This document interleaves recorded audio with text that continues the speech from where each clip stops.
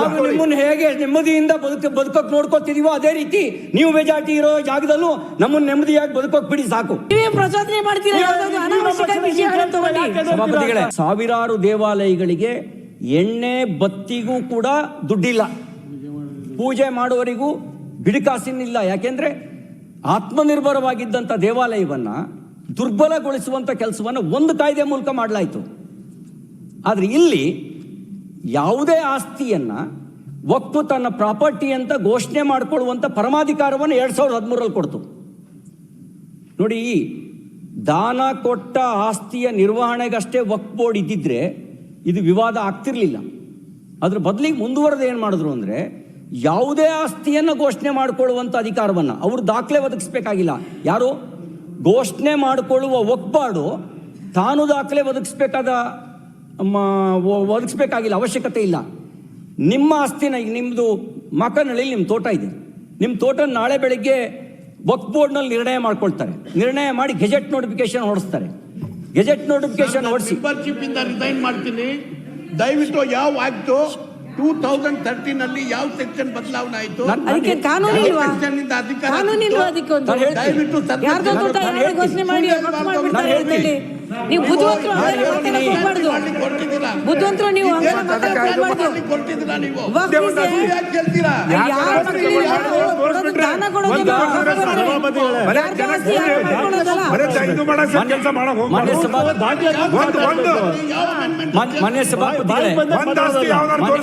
ಮಾನ್ಯ ಸಭಾಪತಿಗಳೇ, 2013 UPA 2 ಸರ್ಕಾರ ತನ್ನ ಆಡಳಿತದ ಕೊನೆಯ ಅವಧಿಯಲ್ಲಿ ಕಾಯ್ದೆಗೆ ತಂದ ತಿದ್ದುಪಡಿಯು ವಕ್ಫ್ ಮಂಡಳಿಗೆ ಪರಮಾಧಿಕಾರದ ಸ್ವರೂಪವನ್ನು ನೀಡಿತ್ತು.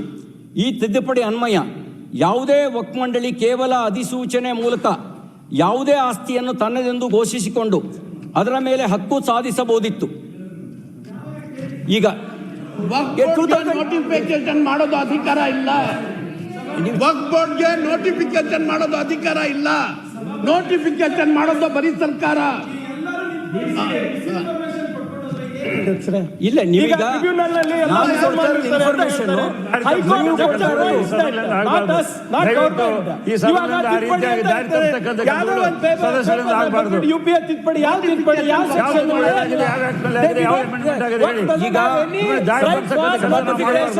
ಸಭಾಪತಿಗಳೇ, ಒಬ್ಬ ಜವಾಬ್ದಾರಿಯುತ ಸದಸ್ಯನಾಗಿ ನೀವು ಹೇಳಿದ್ದಕ್ಕೆ ಒಂದು ಕ್ಲಾರಿಫಿಕೇಶನ್ ಕೊಡಿ.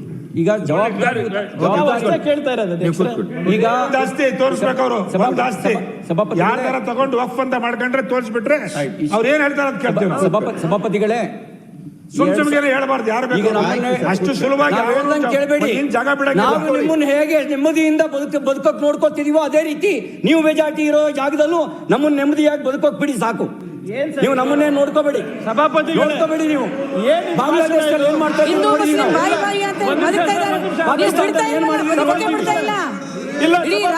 ದೇಶದಲ್ಲಿ ಬದುಕಕ್ಕೆ ಬಿಡ್ತಾ ಇಲ್ಲ.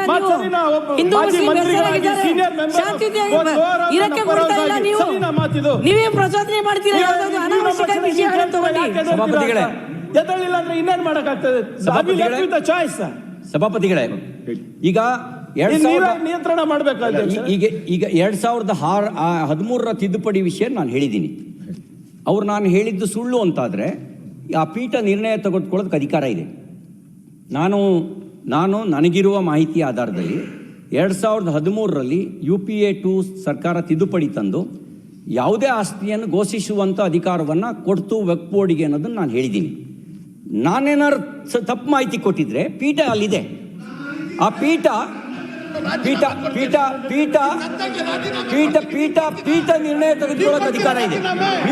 ನಾನು ರಾಜೀನಾಮೆ ಕೊಡ್ತೀನಿ. ಈಗ ರಾಜ್ಯಕ್ಕೆ ಸ್ಪಷ್ಟವಾಗಿ ಒಂದು ಸವಾಲಿದೆ. ಯಾವ್ದು ಕಾಯ್ದೆ ಹೇಳ್ತಾ ಇದ್ದಾರೆ ಅದು ಉಲ್ಲೇಖಿಸಲಿ. ಇವ್ರು ರಾಜೀನಾಮೆ ಕೊಡ್ತಾರೆ ಅಥವಾ ಅವರನ್ನ ಕೊಡ್ಬೇಕು.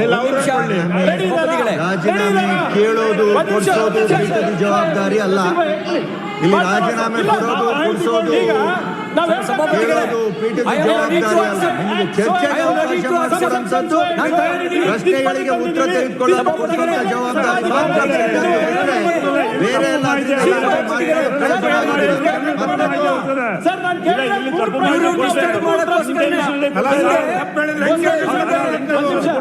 ನಾವು ಕೇಳಿರೋದು 3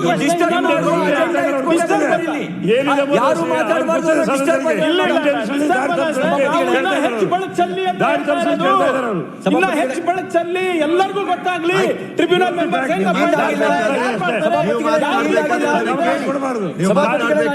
ಪ್ರಿಯಾಂಕ ಅವರೇ ಕೇಳಿ. ಸಭಾಪತಿಗಳೇ, ನಾನು ಈಲ್ಡ್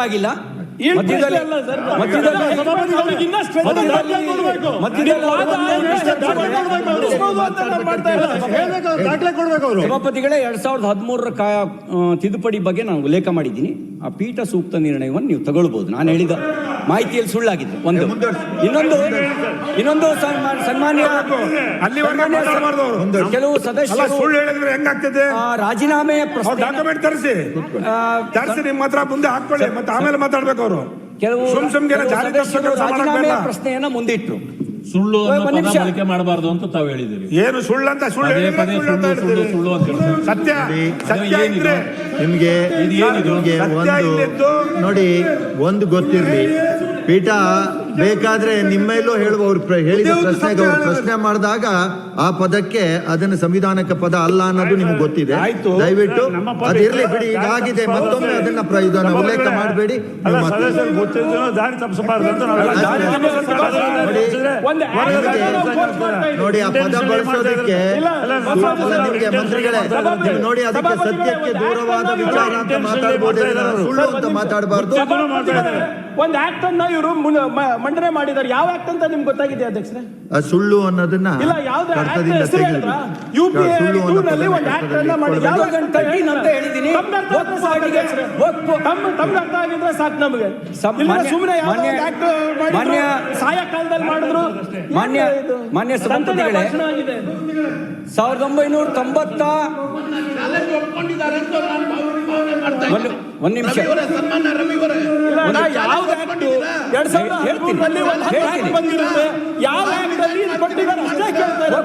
ಒಂದೇ ಆಗಿರೋದು.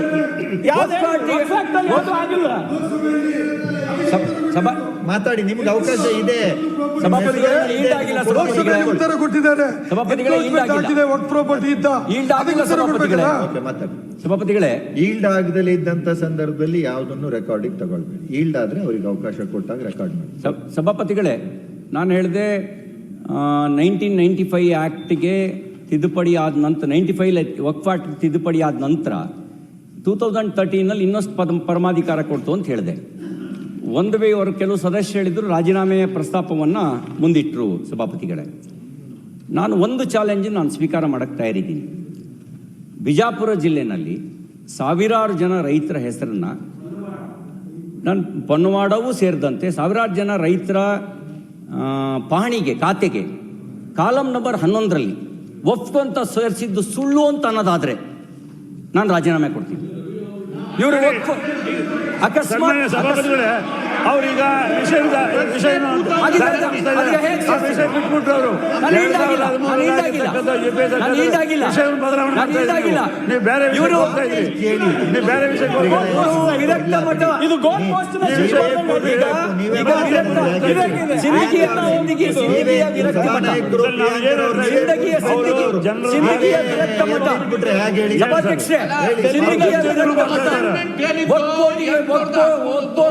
ಸೇರಿಸಿರೋದು ನಿಜ. ಆಳಂದದಲ್ಲಿ ಬೀರೇಶ್ವರ ದೇವಸ್ಥಾನ, ಬೀರ್ಲಿಂಗೇಶ್ವರ ದೇವಸ್ಥಾನ ಒಕ್ಕೋಡಿಗೆ ಸೇರಿಸಿರೋದು ನಿಜ. ಒಕ್ಕೋಡಿಗೆ ಸೇರಿಸಿರೋದು ನಿಜ. ಸರ್, ಮತ್ತೊಮ್ಮೆ ಉಲ್ಲೇಖಿಸ್ತಾ ಕಾಲಂ 11 ನಾಟ್ ಓನರ್ಶಿಪ್. ಮತ್ತೆ ಅದೇ ಹೇಳ್ತಾ ಇದ್ದಾರೆ. ತಾವು ಇರ್ಲಿಲ್ಲ ಸರ್, ಚರ್ಚೆ ಆಗಿದೆ. ಯಾಕೆ ಬಂತದು?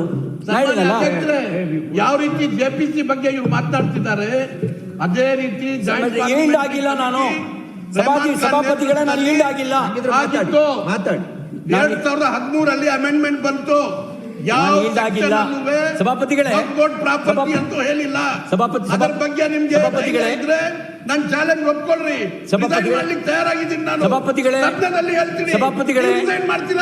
ಸಭಾಪತಿಗಳೇ,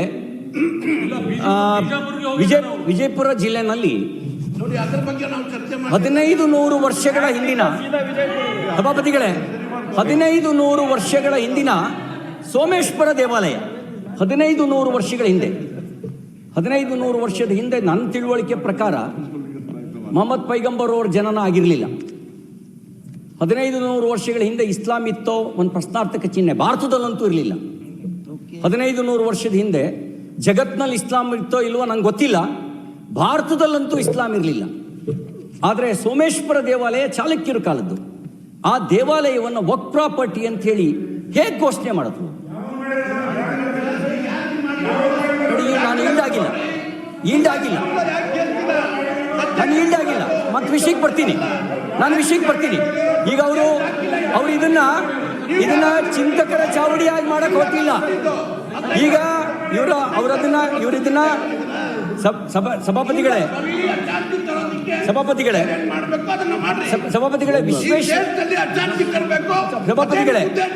ಜಗತ್ನಲ್ಲಿ ಅಶಾಂತಿ ಹುಟ್ಟಾಕ್ತಿರೋರು ಯಾರು ಅಂತ ಜಗತ್ತಿಗೆ ಗೊತ್ತಿದೆ.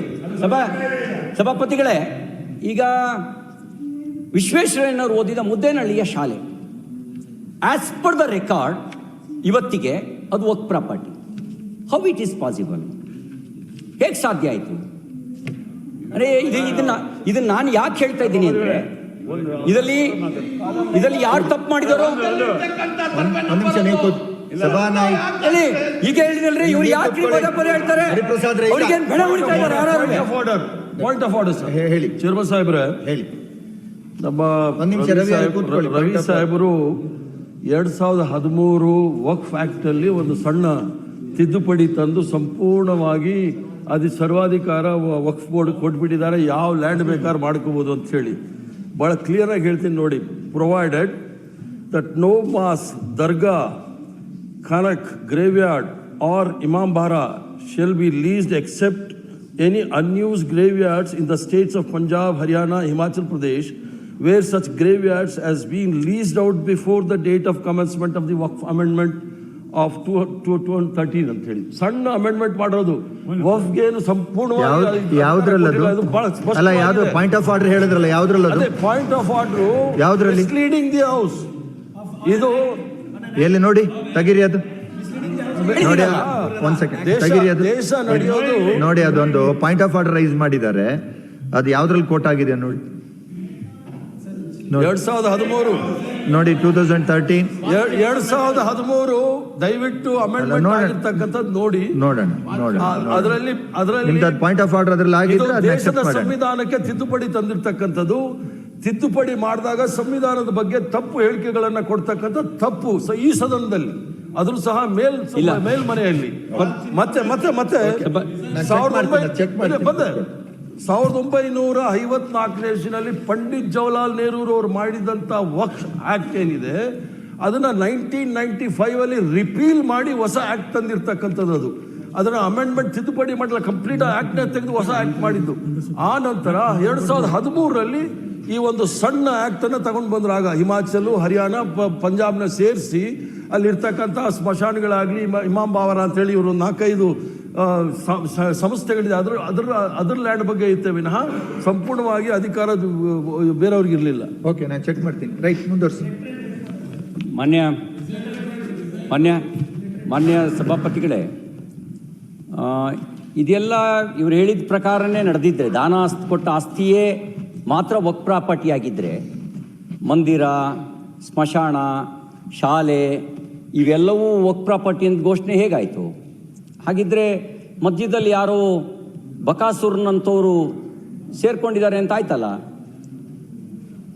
ಅಂದರೆ ಯಾರಂಗಾರೆ ನನಗನ್ಸೋ ಪ್ರಕಾರ ಇಲ್ಲಿ ಈ ಒಬ್ಬರು ಸಚಿವರು ಜಿಲ್ಲೆಗೆ ಹೋಗಿ ವಕ್ಫ್ ಅದಾಲತ್ ಮಾಡಿದ್ರು. ಒಬ್ಬರು ಸಚಿವರು ವಕ್ಫ್ ಅದಾಲತ್ ಮಾಡಿ ಮುಖ್ಯಮಂತ್ರಿಗಳೇ ಡೈರೆಕ್ಷನ್ ಕೊಟ್ಟಿದ್ದಾರೆ. ಯಾವ್ಯಾವುದು ಗೆಜೆಟ್ನಲ್ಲಿ ಬಂದಿದೆ ಅದೆಲ್ಲವನ್ನು ನೀವು ಇಂಡೀಕರಣ ಮಾಡಬೇಕು ಅಂತ ಹೇಳಿದರು. ತಾಕೀತು ಮಾಡಿ 1 ತಿಂಗಳೊಳಗೆ ಇಂಡೀಕರಣ ಮಾಡದೇ ಇದ್ದರೆ ನಿಮ್ಮನ್ನೆಲ್ಲ ಸಸ್ಪೆಂಡ್ ಮಾಡ್ತೀವಿ ಅಂದರು. ಕೆಲವೊಂದು ಕಡೆಗಳಲ್ಲಿ ಸಸ್ಪೆಂಡು ಮಾಡಿದ್ರು. ಅದ್ರ ಪರಿಣಾಮ ಭಯ ಬಿದ್ದ ಅಧಿಕಾರಿಗಳು ಮೂಲ ದಾಖಲೆಗಳನ್ನು ಪರಿಶೀಲನೆ ಮಾಡದೆ ಒಂದ್ ನಿಮಿಷ ಸಸ್ಪೆಂಡ್ ಮಾಡಿರೋದು ಯಾರು ಅಂತ ಮತ್ತೆ ನೋಡಿ. ಅಲ್ಲ ಸಸ್ಪೆಂಡ್ ಮಾಡಿ ಯಾರಂತ ಹೇಳ್ಬೇಕಲ್ಲ. ನಾನು ಪತ್ರಿಕೆ ಬರ್ತೀನಿ ಹೇಳ್ತಾ ಇದ್ದೀನಿ. ಮಾಹಿತಿ ಕೊಡ್ಬೇಕಲ್ಲ. ಒಬ್ಬ ನಗರಸಭೆ ಆಯುಕ್ತನನ್ನ ಸಸ್ಪೆಂಡ್ ಮಾಡಿದ್ದಾರೆ ಅಂತ ಆನ್ ಸ್ಪಾಟ್ ಅಲ್ಲಿ ವಕ್ಫ್ ಅದಾಲತ್ನಲ್ಲಿ ಆತನ ಸಸ್ಪೆಂಡ್ ಮಾಡಲಾಯ್ತು ಅಂತ ನಾನು ಬಲೋಜಿ ಮೈಕ್ ಪೇಪರ್ ಓದಿದ್ದೀನಿ. ಬಲೋಜಿ ನನ್ನ ಪವರ್ ನನಗಿರೋದು.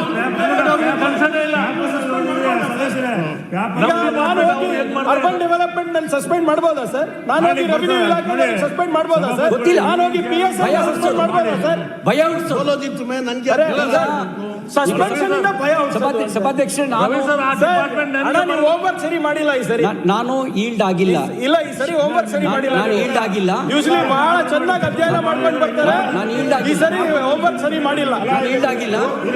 ಮುನ್ಸಿಪಲ್ ಮಿನಿಸ್ಟರ್ ಇಲ್ಲಿ ಮುನ್ಸಿಪಲ್ ಮಿನಿಸ್ಟರ್ ಸಭಾಧ್ಯಕ್ಷರೇ,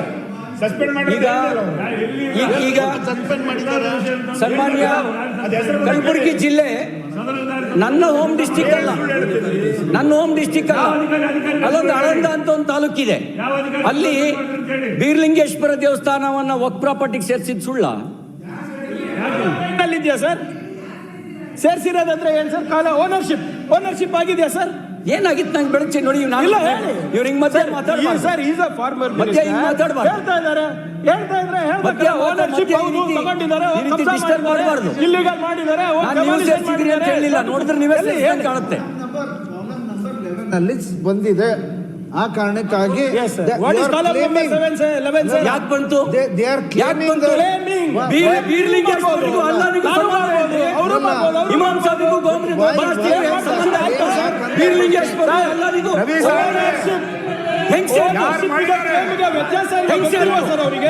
ಅಲ್ಲ ಇಲ್ಲಿವರೆಗೆ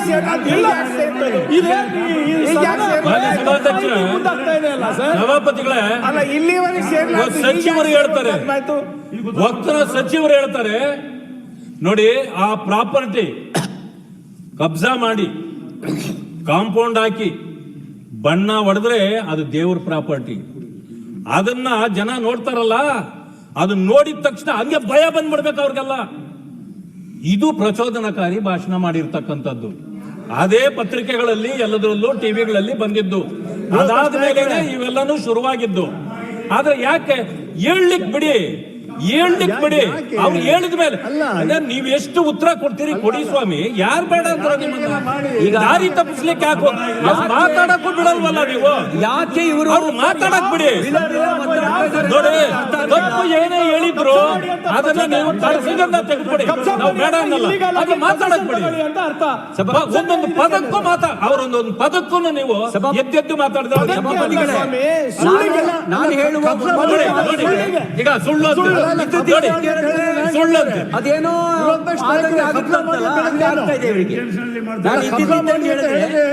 ಎದ್ದು ಬಂದದೇನೋ ಆದಂಗೆ ಆಗ್ತಾ ಇದೆ ಇವರಿಗೆ. ಹೇಳುವ ಮಾತು ಮಾನ್ಯ ಸಮಯನೂ ಸಾಕಷ್ಟು ಆಗಿದೆ. ಮಾನ್ಯ ಸಭಾಪತಿಗಳೇ, ಯಾವ ರೈತರದು ಅಂತ ಇವ್ರು ಕೇಳಿದ್ರು. ನಾನು ಕಲಬುರಗಿಗೆ ಹೋಗಿದ್ದೆ. ನೇಗಿಲ ಯೋಗಿ ಸ್ವಾಭಿಮಾನ ವೇದಿಕೆಯನ್ನು ಧರಣಿ ಕೂತಿದ್ರು. ನಾನೊಂದು ಖಾಸಗಿ ಕಾರ್ಯಕ್ರಮಕ್ಕೆ ಹೋದವನು ಧರಣಿ ಕೂತಿದ್ದಾರೆ ಅಂತ ಹೇಳಿದ್ದ ಕಾರ್ಯಕರ್ತರು ಹೇಳಿದ ಹಿನ್ನೆಲೆಯಿಂದ ಅವ್ರ ಹತ್ರ ಹೋದೆ. ಅವ್ರ ದಾಖಲೆಗಳ ಜೊತೆಗೆ ನನಗೆ ಮನವಿ ಕೊಟ್ಟರು.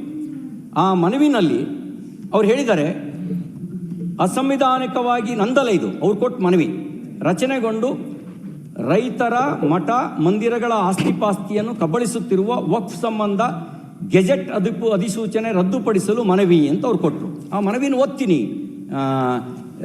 ಸಭಾಪತಿಗಳೇ. ಈ ಮೇಲಿನ ವಿಷಯಕ್ಕೆ ಸಂಬಂಧಿಸಿದಂತೆ ಇತ್ತೀಚೆಗೆ ರಾಜ್ಯ ಸರ್ಕಾರದ ಗೆಜೆಟ್ ಅಧಿಸೂಚನೆಯ ನಂತರ ರಾಜ್ಯದಲ್ಲಿ ಸಾವಿರಾರು ಎಕರೆ ಭೂಮಿಯನ್ನು ರೈತರ, ಜನಸಾಮಾನ್ಯರ ಸರ್ಕಾರಿ ಆಸ್ತಿಗಳನ್ನು ಮತ್ತು ಮಠ ಮಂದಿರಗಳ ಆಸ್ತಿಗಳನ್ನು ವಕ್ಫ್ ಹೆಸರಿನಲ್ಲಿ ಪಹಣಿಯಲ್ಲಿ ನಮೂದಿಸಿ ರೈತರ, ಜನಸಾಮಾನ್ಯರ ನಿದ್ದೆಯನ್ನು ಹಾಳು ಮಾಡಿ ಆತಂಕ ಸೃಷ್ಟಿಸಲಾಗುತ್ತಿದೆ. ಅನೇಕ ದಶಕಗಳಿಂದ ಭೂಮಿಯನ್ನು ಉಳುಮೆ ಮಾಡುತ್ತಿರುವ ರೈತರ ಜಮೀನಿಗೆ ವಕ್ಫ್ ಆಸ್ತಿ ಎಂದು ಪಹಣಿಯಲ್ಲಿ ನಮೂದಿಸಲಾಗಿದೆ. ಕಲಬುರಗಿ ಜಿಲ್ಲೆಯಾದ್ಯಂತ ಎಲ್ಲ ತಾಲೂಕುಗಳಲ್ಲಿ ಕಂದಾಯ ಇಲಾಖೆಯು ಭೂಮಿಯನ್ನು ವಕ್ಫ್ ಹೆಸರಿನಲ್ಲಿ ವರ್ಗಾಯಿಸಿ ನೋಟಿಸು ಜಾರಿ ಮಾಡುತ್ತಿದೆ.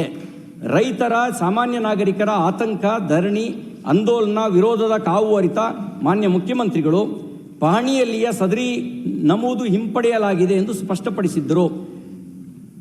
ಅಧಿಕಾರಿಗಳು ಕ್ರಮ ಜರುಗಿಸದೆ ಹೊಸದಾಗಿ ನೋಟಿಸು ನೀಡುತ್ತಿರುವುದು ಖಂಡನೀಯವಾಗಿದೆ. ಸಾಮಾನ್ಯವಾಗಿ ತಂಟೆ ತಕರಾರು ಬಂದರೆ ದೇಶದ ಪ್ರತಿಯೊಬ್ಬ ಪ್ರಜೆಯು ಟ್ರಯಲ್ ಕೋರ್ಟ್ನಿಂದ ಸುಪ್ರೀಂ ಕೋರ್ಟ್ನ ಹೊರಗೂ ವಿಚಾರಣೆ ನಡೆಯುತ್ತದೆ. ಆದರೆ ಬೋರ್ಡಿಗೆ ಸಂಬಂಧಿಸಿದ ಯಾವುದೇ ತಕರಾರಿನ ವಿಚಾರಣೆಯು ಏಕಪಕ್ಷೀಯ ಸದಸ್ಯರನ್ನೊಳಗೊಂಡಿರುವ ವಕ್ಫ್ ಟ್ರಿಬ್ಯುನಲ್ ಬೋರ್ಡ್ನಲ್ಲಿ ನಡೆಯುತ್ತಿದೆ. ಮಂಡಳಿಯ ವಿರುದ್ಧವೇ ತಕರಾರಿದ್ದರೂ ಅದೇ ಮಂಡಳಿಯ ಸದಸ್ಯರು ಕೈಗೊಳ್ಳುವ ನಿರ್ಧಾರಗಳೇ ಇಲ್ಲಿ ಅಂತಿಮ. ಮಂಡಳಿಯ ನಿರ್ಧಾರದ ವಿರುದ್ಧ ಬೇರೆಲ್ಲೂ ಮನವಿ ಹೋಗುವಂತಿಲ್ಲ. ಇದೊಂದು ಅಸಂವಿಧಾನಿಕ ಕ್ರಮವಾಗಿದೆ. ಆದ್ದರಿಂದ ರಾಜ್ಯ ಸರ್ಕಾರ ಹೊರಡಿಸಿರುವ ವಕ್ಫ್ ಸಂಬಂಧಿತ ಅಧಿಸೂಚನೆಯನ್ನು ರದ್ದುಪಡಿಸಬೇಕಾಗಿ ಆಗ್ರಹಿಸುತ್ತೇವೆ ಅಂತ ಅವ್ರು ಕೊಟ್ಟು ಮನವಿ ಜೊತೆಗೆ ನನಗೆ ದಾಖಲೆ ಕೊಟ್ಟಿದ್ದಾರೆ. ಆ ದಾಖಲೆಯಲ್ಲಿ ಮಾನ್ಯ ಸಭಾಪತಿಗಳೇ, ಆ ದಾಖಲೆಯಲ್ಲಿ ರೈತರ ಪಾಣಿಯೆಲ್ಲ ಕೊಟ್ಟಿದ್ದಾರೆ. ಆ ಪಾಣಿನಲ್ಲಿ ಬಹಳ ಸ್ಪಷ್ಟವಾಗಿ ಅವ್ರ ಹೆಸರು ಮುಂದೆ ಕಾಲಮ್ ನಂಬರ್ 11ನಲ್ಲಿ ಹಕ್ಕು ಅಂತ ಏನು ಅಂತ ಬಂದಾಗ ನೋಡಿ, ಅವ್ರ ಹೆಸರು ಇದರಲ್ಲಿ ಮುಸ್ಲಿಮರು ಇದ್ದಾರೆ, ಹಿಂದೂ ಇದ್ದಾರೆ. ಅವ್ರ ಹೆಸರಿನಲ್ಲಿ ಮುಂದೆ ಬಂದಿದೆ ವಕ್ಫ್ ಆಸ್ತಿ ಅಧಿಸೂಚನೆ ಕಾಲಮ್ ನಂಬರ್ 11ನಲ್ಲಿ ಬಂದಿದೆ. ಹೇಗೆ ಬಂತು ಅಂದರೆ ನಿಮಗೆ ಕಾಲಮ್ ನಂಬರ್ 11 ಯಾಕೆ ಬಂತು? ನಾನು ಹೇಳಿದ ಅಂದರೆ ಕಾಲಮ್ ನಂಬರಲ್ಲಿ ಈಗ ನನ್ನ ಅಪ್ಪನ ಆಸ್ತಿಗೆ ವಕ್ಫ್ ಆಸ್ತಿ ಅಂತ ನಮೂದಿಸೋದಕ್ಕೆ ಅಧಿಕಾರ ಕೊಟ್ಟವ್ರು ಯಾರು? ಹೇಗೆ ಬಂತು? ಅದಕ್ಕೆ ನಾವೇನು ಹೇಳಿದ್ವಿ ಅಂದರೆ, ಯಾರು ದಾನ ಕೊಟ್ಟಿದ್ದಾರೆ, ದಾನ ಕೊಟ್ಟಿರುವ ಸತ್ಯಾಸತ್ಯತೆಯನ್ನು ಪರಿಶೀಲನೆ ಆಗಬೇಕು. ದಾನ ಕೊಟ್ಟರೋದು ನಿಜನಾ? ದಾನ ಅವರ ಪಿತ್ರಾರ್ಜಿತ ಆಸ್ತಿನ ಅಥವಾ ಸ್ವಯಾರ್ಜಿತ ಆಸ್ತಿನ? ಯಾವಾಗ ದಾನ ಕೊಟ್ಟರು, ಎಷ್ಟು ದಾನ ಕೊಟ್ಟರು, ಅದನ್ನು ಪರಿಶೀಲನೆ ಮಾಡಿ ಅದನ್ನು ವಕ್ಫ್ ಬೋರ್ಡ್ನ ನಿರ್ವಹಣೆಗೆ ಕೊಟ್ಟರೆ ತಪ್ಪಲ್ಲ. ಆದರೆ ಅದು ತಪ್ಪಲ್ಲ. ಆದರೆ ಮಾನ್ಯ ಸಭಾಪತಿಗಳೇ, ನೀವು ಇಬ್ಬರು ಒಂದೇ ಜಿಲ್ಲೆಯವರು. ನಿಮಗೂ ಗೊತ್ತಿದೆ ಇನಾಮ್ ದತ್ತಾತ್ರೇಯ ಪೀಠ ವರ್ಸಸ್ ಬಾಬಾ ಬುಡನ್ಗಿರಿ ವಿವಾದ ನಿಮಗೆ ಗೊತ್ತಿದೆ. ಕಂದಾಯದ ದಾಖಲೆಗಳು ಹೇಳ್ತವೆ ದತ್ತಾತ್ರೇಯ ದೇವರು ಇದೆ, ದತ್ತಾತ್ರೇಯ ಪೀಠ ಅಂತ ಕಂದಾಯದ ದಾಖಲೆಗಳು ಹೇಳ್ತವೆ. 1811 ಎಕರೆ ಜಮೀನು ದತ್ತಾತ್ರೇಯ ದೇವರ ಹೆಸರಿನಲ್ಲಿ ಇನಾಮ್ ರದ್ದಿಯಾತಿ ಕಾಯ್ದೆ ಬರೋಕ್ಕಿಂತ ಮುಂಚೆ ಇತ್ತು ಅನ್ನೋದನ್ನು ಕಂದಾಯದ ದಾಖಲೆಗಳು ಹೇಳ್ತವೆ. ಹಾಗೇನೇ ಇದು ಎಂಥದ್ದು ದೇವಸ್ಥಾನಗಳ ನಿರ್ವಹಣೆಗೆ ಒಂದು ಮುಜರಾಯಿ ಇಲಾಖೆ ದಾಖಲೆಗಳು ಹೇಳ್ತವೆ ದತ್ತಾತ್ರೇಯ ದೇವರು ಇದೆ, ಇದಕ್ಕೆ ಮಧ್ಯಂತರ ತಸ್ದೀಕನ್ನು ಬಿಡುಗಡೆ ಮಾಡಿದ್ದೀವಿ, ದತ್ತಾತ್ರೇಯ ದೇವರ ಖಾತೆಯಲ್ಲಿ ಇಟ್ಟಿದ್ದೀವಿ ಅಂತ ಮುಜರಾಯಿ ಇಲಾಖೆ ದಾಖಲೆಗಳು ಹೇಳ್ತವೆ. ನಾನೇ ರೈಟ್ ಟು ಇನ್ಫಾರ್ಮೇಷನ್ ಆ್ಯಕ್ಟ್ನಲ್ಲಿ ಅರ್ಜಿ ಹಾಕಿ ಕೇಳಿದಾಗ ಅವರು ನಮಗೆ ರೈಟ್ ಟು ಇನ್ಫಾರ್ಮೇಷನ್ ಕೊಟ್ಟಿದ್ದಾರೆ, ದತ್ತಾತ್ರೇಯ ದೇವರಿದೆ, ದತ್ತಾತ್ರೇಯ ದೇವರ ಹೆಸರಿನಲ್ಲಿ ಮಧ್ಯಂತರ ತಸ್ದೀಕನ್ನು ಇಟ್ಟಿದ್ದೀವಿ, ಅಂತಿಮ ತಸ್ದೀಕ್ ನಿಗದಿಯಾಗಿಲ್ಲ ಅಂತ ಹೇಳಿದರು. 1973-74ನಲ್ಲಿ ಅದನ್ನು ಇಡೀ ದತ್ತಾತ್ರೇಯ ದೇವರನ್ನು ಬಾಬಾ ಬುಡನ್ ದರ್ಗಾ ಅಂತ ಗೆಜೆಟ್ ನೋಟಿಫಿಕೇಶನ್ ಮಾಡಿ ಕಬ್ಜಾ ಮಾಡ್ಕೊಳ್ಳೋಕೆ ಬಂದರು. ಅವತ್ತಿಂದ ವಿವಾದ ಆಯಿತು. ದಾಖಲೆ ಪರಿಶೀಲನೆ ಮಾಡಿದಲೇ ಗೆಜೆಟ್ ನೋಟಿಫಿಕೇಶನ್ ಮಾಡಿದ ಪರಿಣಾಮ ಚಿಕ್ಕಮಗಳೂರು ತಾಲೂಕು ಆಫೀಸ್ ಎದುರುಗಡೆ ಜಾರ್ಜ್ ಸಾಹೇಬರಿಗೆ ಗೊತ್ತು, ನಮ್ಮ ಜಿಲ್ಲೆ ಉಸ್ತುವಾರಿ ಸಚಿವರು ನೀವು, ಅಲ್ಲಿ ತಾಲೂಕು ಆಫೀಸ್ ಎದುರುಗಡೆ ಒಂದು ಬಡಾ ಮಕಾನ್ ಅಂತಿದೆ, ಒಂದು ಸುಪ್ರೀಂ ಕೋರ್ಟ್ ಡೈರೆಕ್ಷನ್ ಬಡಾ ಮಕಾನ್ ಅಂತಿದೆ, ಮಾತಾಡಬಹುದು. ಅದು ಒಂದು ಬಡಾ ಮಕಾನ್ ಅಂತಿದೆ, ಬಡಾ ಮಕಾನ್ ಇದೆ ತಾಲೂಕು ಆಫೀಸ್ ಎದುರುಗಡೆ. As per the municipal records it says 18/89 18/89 municipality ದಾಖಲೆಗಳ ಪ್ರಕಾರ ರೆಕಾರ್ಡ್ ಇರೋದು. ಕ್ಲೈಮ್ ಮಾಡ್ತಿರೋದು 3.5 ಎಕರೆ, ಕಬ್ಜಾ ಮಾಡ್ಕೊಂಡಿರೋದು 1.25 ಎಕರೆ.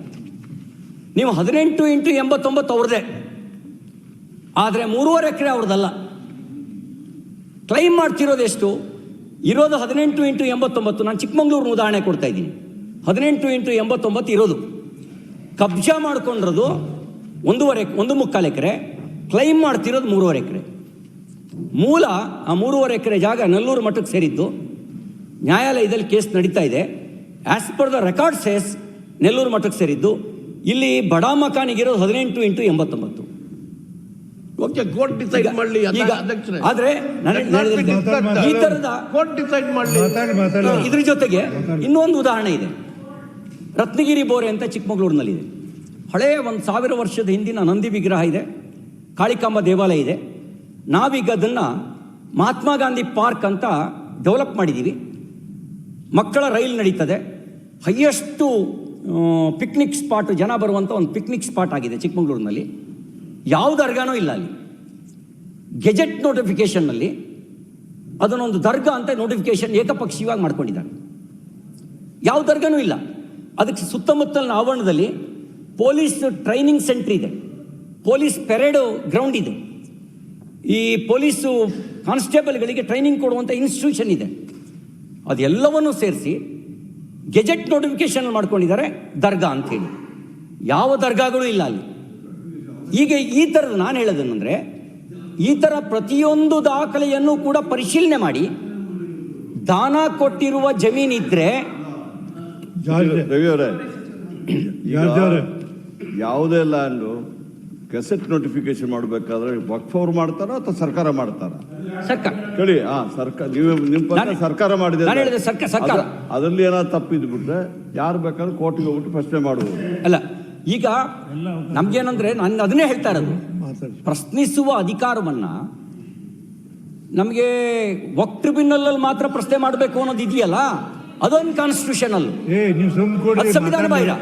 ಈಗ ಈ ವಿವಾದ ಕೊಡಿ ಅವ್ರು ಮಾತಾಡ್ಲಿ.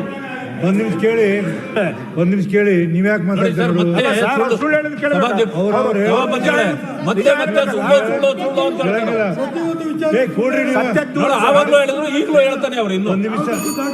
ನೋಡಿ, ಒಂದ್ ಕೇಳ್ತೇನೆ.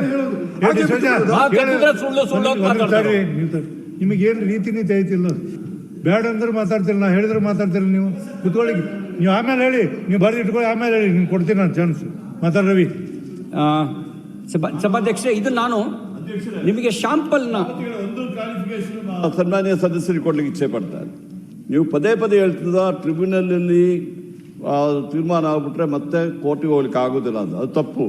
ಟ್ರಿಬ್ಯುನಲಲ್ಲಿ ತಪ್ಪಾಗಿ ನಿರ್ಧಾರ ಆದರೂ ಕೋರ್ಟಿಗೆ ಹೋಗ್ಬಿಟ್ಟು ಅದರ ಪ್ರಶ್ನೆ ಮಾಡ್ಬೋದು. ಇಲ್ಲ, ಒಂದು ಸಭಾಧ್ಯಕ್ಷೆ, ಆ ವಕ್ಫ್ ಆಕ್ಟಿಗೆ ತಿದ್ದುಪಡಿ ಮಾಡಿ ಕೊಟ್ಟಿರೋ ಪದಮಾರಿ ಕಾಲದಲ್ಲಿ ಟ್ರಿಬ್ಯುನಲ್ಲೇ ಬಗೆಹರಿಸ್ಕೋಬೇಕು ಅಂತಿದೆ. ಆದರೆ ಒಮ್ಮೆ ಒಂದು ಕೇಸ್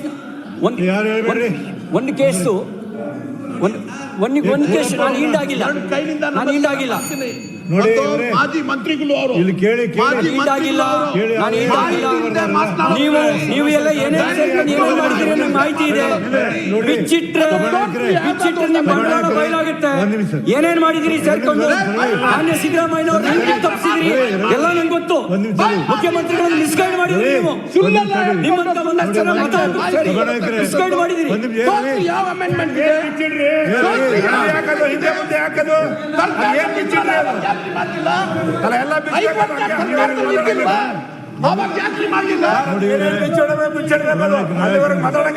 ನೋಡಿ, ನಾ ಹೇಳ್ತೀನಿ,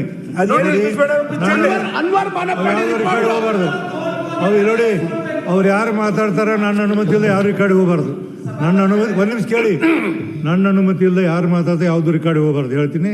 ರವಿ ಮಾತಾಡ್ತಾರೆ, ನೀವು ನೋಟ್ ಮಾಡಿ ಇಟ್ಕೋರಿ. ನೀವು ಅನ್ನೆಸರಿ ನೋಡಿ ಅದು ಮಾತಾಡಬೇಡ್ರಿ. ನೀವು ಮಾತಾಡಿ, ನಿಮ್ಗೆ ಏನು ಬೇಕಾ ಆಮೇಲೆ ಕ್ಲಾರಿಫಿಕೇಶನ್ ನಾನು ಟೈಮ್ ಕೊಡ್ತೀನಿ, ಮಾತಾಡಿ. ಮಾನ್ಯ ಸಭಾಪತಿಗಳೇ, ನಾನು ಮುಂಚೆನೇ ಹೇಳಿದೆ, ದಾನ ಕೊಟ್ಟ ಆಸ್ತಿ ನಿರ್ವಹಣೆಗೋಸ್ಕರ ಬೋರ್ಡ್ ಹುಟ್ಕೊಂಡಿದ್ದು ಅದಷ್ಟಕ್ಕೆ ಸೀಮಿತವಾಗಿದ್ದರೆ ವಿವಾದ ಆಗ್ತಿರ್ಲಿಲ್ಲ ಅಂತ ನಾನು ಹೇಳಿದೆ. ಮುಂದುವರೆದು ಏನೇನಾಯಿತು, ಬರೀ ಇದು ಕರ್ನಾಟಕಕ್ಕೆ ಮಾತ್ರ ಸೀಮಿತ ಆಗಿದೆ ಅಂತಿಲ್ಲ. ತಮಿಳುನಾಡಿನಲ್ಲಿ ಸುಂದರೇಶ್ವರ ದೇವಾಲಯ ಚೋಳರ ಕಾಲದ್ದು,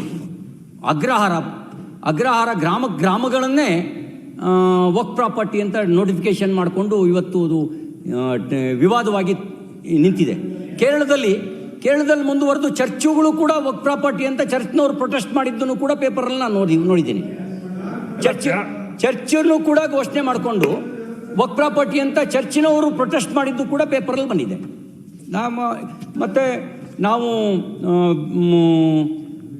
ಹಾವೇರಿ ಜಿಲ್ಲೆಗೆ ಹೋದಾಗ ಒಬ್ಬರು ಚೆನ್ನಪ್ಪ ತಂದೆ ರುದ್ರಪ್ಪ ಬಾಳೆಕಾಯಿ ಅಂತ ಅವರೊಂದು ಮನವಿ ಕೊಟ್ಟರು ಸಭಾಪತಿಗಳೇ. ಅವ್ರು ಕೊಟ್ಟ ಮನವಿನ ಓದ್ತೇನೆ. ಅವರು ವಕ್ಫ್ ಬೋರ್ಡಿಂದ ಆದ ಅನ್ಯಾಯದ ಕುರಿತು, ಮಾನ್ಯರೇ, ನಾನು ಹಾನಗಲ್ ತಾಲೂಕು ಹರನಗಿರಿ ಗ್ರಾಮದ ಕಾಯಂ ರಹವಾಸಿ ಇರುತ್ತೇನೆ. ನಮ್ಮ ತಂದೆಯವರಾದ ಶ್ರೀ ರುದ್ರಪ್ಪ ತಂದೆ ಮಲಕಪ್ಪ ಬಾಳೆಕಾಯಿ ಇವರು ಹಾನಗಲ್ ತಾಲೂಕು ಅಲ್ಲಾಪುರ ಗ್ರಾಮದ ಸರ್ವೆ ನಂಬರ್ 31/1 ಪೈಕಿ 4 ಎಕರೆ 36 ಗುಂಟೆ ಜಮೀನನ್ನು 1964ರಲ್ಲಿ ಖರೀದಿ ತೆಗೆದುಕೊಂಡಿದ್ದು ಇರುತ್ತದೆ. 1964ರಿಂದ 2015 ತನಕ ಈ ಮೇಲ್ಕಂಡ ಆಸ್ತಿಯನ್ನು ನಾವೇ ಉಳಿಮೆ ಮತ್ತು ಉಪಭೋಗ ಮಾಡುತ್ತಾ ಬಂದಿರುತ್ತೇವೆ. ಆದರೆ ವಕ್ಫ್ ಇಲಾಖೆಯವರು ವಕ್ಫ್ ಆಸ್ತಿ ಎಂದು ಯಾವುದೇ ರೀತಿ ನಮಗೆ ನೋಟಿಸ್ ಕೊಡದೆ 2015ರಲ್ಲಿ ವಶಪಡಿಸಿಕೊಂಡಿದ್ದು ಇರುತ್ತದೆ. ಇದರಿಂದ ನಮಗೆ ಮಾನಸಿಕವಾಗಿ ಬಹಳ ಹಿಂಸೆ ಆಗಿರುತ್ತದೆ ಮತ್ತು ನನ್ನ ಮಗನಾದ ರುದ್ರಪ್ಪ ಉರ್ಫ್ ಚಂದ್ರಪ್ಪ ಇವನು ಈ ಜಮೀನಿನ ಸಲುವಾಗಿ ಮಾನಸಿಕವಾಗಿ ನೊಂದುಕೊಂಡು 6/1/2022 ಆತ್ಮಹತ್ಯೆ ಮಾಡಿಕೊಂಡಿರುತ್ತಾನೆ. ಆದ್ದರಿಂದ ನಾವು ಮಾನ್ಯ ವಕ್ಫ್ ಇಲಾಖೆಯಿಂದ ಆಗಿರುವ ತೊಂದರೆಯನ್ನು ಸರಿಪಡಿಸಲು ಆದೇಶಿಸಬೇಕಾಗಿ ಕೋರುತ್ತೇನೆ ಅಂತ ಕೊಟ್ಟಿರ್ತಕ್ಕಂಥ ಮನವಿ. ಅವರದಕ್ಕೆ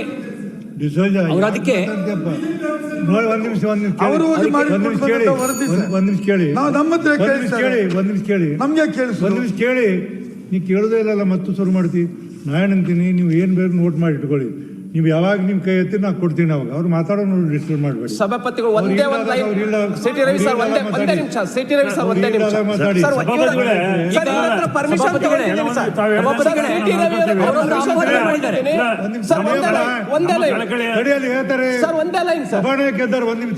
ನಮ್ಮ ಕಳಕಳಿ ಅಂದ್ರೆ ಗುರುತಿರುವಂಥ ವಿಷಯಗಳನ್ನು ಸಹಿತ ಇಂಟೆನ್ಷನಲಿ ದಾರಿ ತಪ್ಪಿಸಕ್ಕಂಥ ಈ ಸದನಕ್ಕೆ ಮತ್ತು ಹೊರಗಿನ ಜನರಿಗೆ ದಾರಿ ತಪ್ಪಿಸಕ್ಕಂಥ ಕೆಲವು ವಿಷಯಗಳನ್ನು ಅವ್ರು ಮಾತನಾಡಿದ್ರು. ಅದಕ್ಕಾಗಿ ನಮ್ಮ ಸದಸ್ಯರು ಅದಲ್ಲ, ನೀವು ಕ್ಲಾರಿಫೈ ಮಾಡಂತ ಹೇಳಿದ 2013 ಸರಿ ಅಲ್ಲಲ್ಲ ಸರ್? ಒಂದ್ ನಿಮಿಷ ಕೇಳಿ. ಅವ್ರು ಹೇಳ್ತಾರೆ ಬಹಳ ಅಶಾಂತಿಗೆ ಅವಕಾಶ ತಕ್ಕಂತ ಸಂದರ್ಭ ಅಂತ ಹೇಳಿ ಹೇಳ್ತಾ ಇದ್ದಾರೆ. ಇನ್ನೂ ಹೆಚ್ಚಿನ ಅಶಾಂತಿ ಮಾಡ್ಲಿಕ್ಕೆ ಅವಕಾಶ ಕೊಡಬಾರ್ದು ಅನ್ನೋದೇ ನಮ್ಮ ಕೇಳಿ. ಇಲ್ಲೇ ಪ್ರತಿಯೊಬ್ಬ ಸದಸ್ಯನಿಗೆ ಮಾತಾಡ್ಲಿಕ್ಕೆ ಸೆನ್ಸಿಟಿವ್ ವಿಷಯ ಅವರು ನಾವೆಲ್ಲರೂ ಭಾವಿಸ್ತೇವೆ ಸರ್. ಈ ರೀತಿಯಾಗಿ ಮಾತಾಡಬಾರ್ದು. ಸಭಾನಾಯಕರಾಗಿ ಕೇಳಿಲ್ಲ ನಂಗೆ. ಪೇಪರ್ನಲ್ಲಿ ಓದಿದ್ದು ಇಲ್ಲೆಲ್ಲ ಬಹಳ ಇದಾವೆ. ಹೇಳಿ ಒಂದ್ ನಿಮಿಷ ಹೇಳಿ. ಇದಕ್ಕೆ ಸರಿ ಇಲ್ಲ ಅಂತಂದ್ರೆ ನಾನು ನೋಡ್ತೀವಿ, ರಿಕ್ವೆಸ್ಟ್ ಮಾಡ್ತಾ ಇದ್ದೇವೆ. ನೋಡ್ತೀವಿ ಅದ ಸರಿ. ತಾವು ಹೇಳಿ ಮಾಡಬೇಡ ಅಂತ ಹೇಳಿ. ಅಲ್ಲ ಈಗ ಇಲ್ಲಿ ಆಲ್ರೆಡಿ ಸಾಕಷ್ಟು ವಿಚಾರ ಬಂದಿದೆ. ನಾಳೆ ಪತ್ರಿಕೆಗಳು ಬರುತ್ತೆ. ಅದು ಎಲ್ಲ ತಪ್ಪು ಮಾಹಿತಿ ಹೋಗ್ಬಾರ್ದು ಅಂತ ಅಷ್ಟೇ ನಮ್ಮ ಕಳಕಳಿ. ತಪ್ಪು ಮಾಹಿತಿ ನಾ ಹೇಳ್ತೀನಿ. ಅಲ್ಲ ಸರ್, ಈಗ ಅವ್ರು ಹೇಳಿದ್ರು ನೋಟಿಫಿಕೇಶನ್ ಯಾವುದೂ ಇಲ್ಲ. ನೋಟಿಫಿಕೇಶನ್ ಕೊಡ್ಲಿ ಅವ್ರು. ಕೇಳಿ ಅವ್ರನ್ನ ನೀವು ಕಳಿಸಿ ಸರಿ ತೆಗಿತಾರೆ. ಸಭಾಪತಿಗಳೇ ನೋಟಿಫಿಕೇಶನ್ ಮಾಡಿ ಕಳ್ಸ್ಕೊಳ್ಳಿ.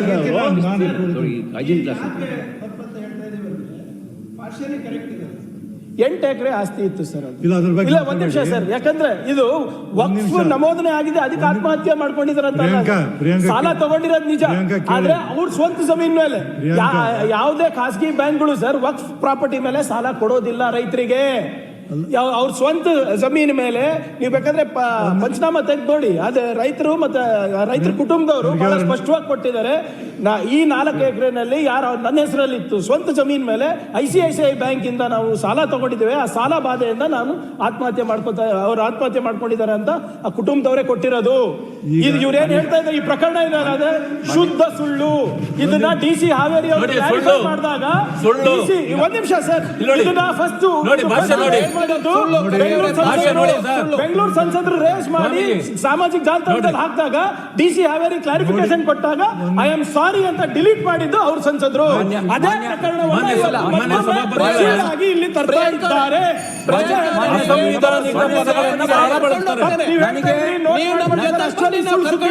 ಮಾನ್ಯ ಸಭಾಪತಿಗಳೇ, ಮನವಿನ ಓದಿದ್ದೇನೆ. ಮನವಿ ಸುಳ್ಳಾದ್ರೆ ಒಂದೇ ಒಂದು ಪ್ರಶ್ನೆ, ಒಬ್ಬ ರೈತರಿಗೆ ಸಾಲ ಸಿಗ್ಬೇಕಾದ್ರೆ ವಕ್ಫ್ ಆಸ್ತಿ ಇದೆ ಅಂತ ಸಾಲ ಸಿಗುತ್ತಾ ಸರ್? ಅದಕ್ಕೆ ನಮೂದು ಮಾಡೋದು ಇಲ್ಲ. ನೀವು ಪಾಣಿಗಳಲ್ಲಿ ನಮೂದು ಮಾಡಿದ್ರೆ ಸಿಂಪಲ್ ಕ್ವಶನ್. ಪಾಣಿಗಳಲ್ಲಿ ನಮೂದು ಮಾಡ್ತಿರೋದೇ ಆ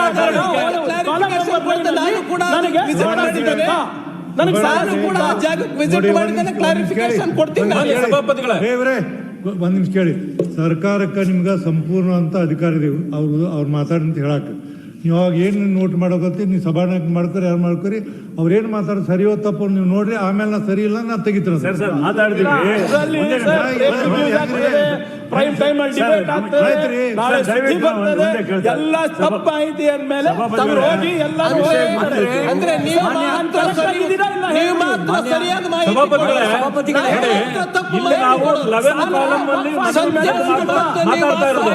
ಇದೇ ಸದನದಲ್ಲಿ ಕಾಂಗ್ರೆಸ್ ಸದಸ್ಯರು ಕೂತಿದ್ದಾರೆ. ಶರಣಗೌಡ ಬಯ್ಯಾಪುರ ಕಾಂಗ್ರೆಸ್ ಸದಸ್ಯರು, ಅವ್ರದ್ದು ಕೂಡ ಕಾಲಂ ನಂಬರ್ 11 ಅಲ್ಲಿ ಬಂದಿದೆ. ಅದನ್ನ ನಾವು ಪ್ರಸ್ತಾಪ ಮಾಡಿದ್ದು ತಪ್ಪ. ನಾನು ಕ್ಲಾರಿಫೈ ಮಾಡ್ತಾನೆ ಕೇಳಿ. ನೀವು ಫುಲ್ ಕೇಳಿಲ್ಲ, ಕ್ಲಾರಿಫಿಕೇಶನ್ ಕೊಡಿ. ನೀವು ಬನ್ನಿ, ನಾನು ಕರ್ಕೊಂಡೋಗಿ ಹೇಳ್ತೇನೆ ಏನಾಗಿದೆ ಅಂತ ತೋರಿಸ್ತೇನೆ. ಸಭಾಪತಿಗಳ ಮಾಹಿತಿ ಹೋಗ್ಬಾರ್ದಂತ ಸಭಾಪತಿಗಳೇ. ಒಂದ್ ನಿಮಿಷ. ಈಗ ಸರ್ ನಂದು ಒಂದೇ ಪ್ರಶ್ನೆ. ನಾನು ನಿಮ್ಗೆ ಹೇಳ್ತೀನಿ ಕೇಳಿ. ಅವ್ರು ಏನು ಮಾತಾಡ್ತಾರೆ ನಾ ಹೇಳಿ ಲಿಬರ್ಟಿ ಇದೆ, ಸರಿ ಇಲ್ಲ ಅಂತ ಹೇಳಿ ನೀವು ಕೊಡಿ ನನಗೆ, ಅದು ನಾನು ಕಡತಿಂದ ಸರಿ ಇಲ್ಲ ತಪ್ಪು. 100ಕ್ಕೆ 100 ಸರಿ ಇದೆ ಸಭಾಪತಿಗಳ, 100ಕ್ಕೆ 100 ಸರಿ ಇದೆ. 100ಕ್ಕೆ 100 ಸರಿ ಇದೆ. ಸಂಸದರು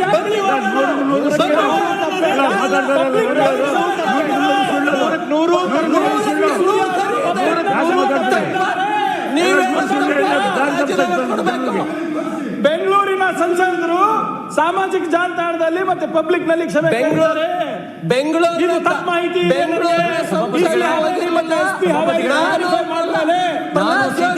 ನಾನು ಹೋಗಿದ್ದೇವೆ, ಸಂಜೆ ಏನಿದೆ ಅಂತ ನಾವು ಸದನಕ್ಕೆ ಕೇಳಿ ಎಲ್ಲಿ ಕರ್ಸಿ